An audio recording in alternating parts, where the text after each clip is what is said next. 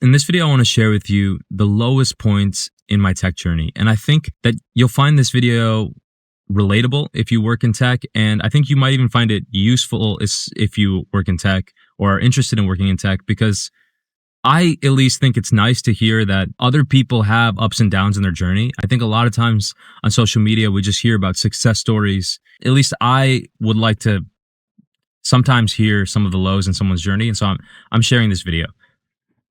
The lowest point in my tech journey was my first tech job. My first tech job, this was back in 2017, before layoffs were super, super common in tech.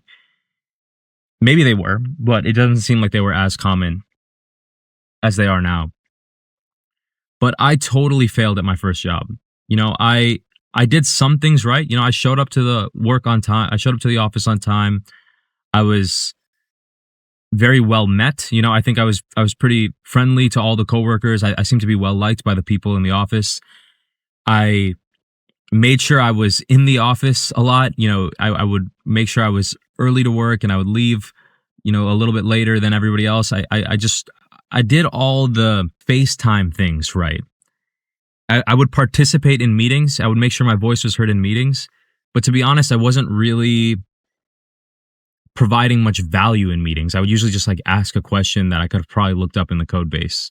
But I just wanted to show that I just want to be heard, or get my voice out there in the meetings, it's totally opposite of how I try to participate in meetings now. Now I just try to actually listen the whole time in meetings and only jump in if I actually think that what I'm going to say is valuable to the group or is necessary to be said. Otherwise, I just try to honestly be quiet.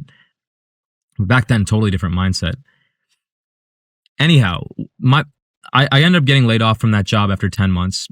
It was because these other software engineers were just running laps around me.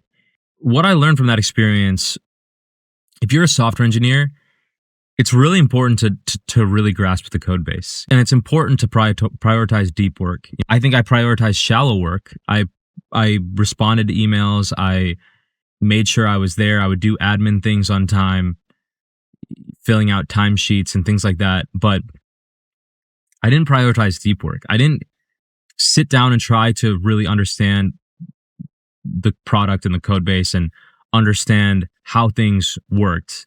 And I think that is why I didn't succeed at that job.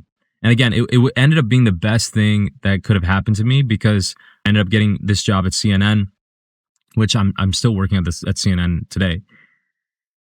But anyhow, I just thought I'd share this. I remember this. I would go to the office and I would, again, try to do all these shallow work tasks, and I would, do these simpler CSS type tickets. But what I really needed to be doing was spending time with the code base. And so now I prioritize deep work, even if it means signing on a Saturday morning or Sunday morning, or, if it means signing off a little early if I can, at 3 or 4 p.m. and getting a workout in, and then signing back on at 7 or 8 when my brain is fresh and really trying to grasp the code base. I'm doing that. And I'm sure there are a lot of things that I could be doing better right now, but I just thought I'd share this. So to recap, the lowest point in my tech journey was I got my first tech job. I didn't focus on deep work. I ended up not adding that much value to the company, and I ended up getting laid off. And then that was a huge hit to my ego, but it long term was probably the best thing that could have happened to me. So I thought I'd share. I hope you like this video. If you do, leave me a thumbs up, and I will talk to y'all on the next one.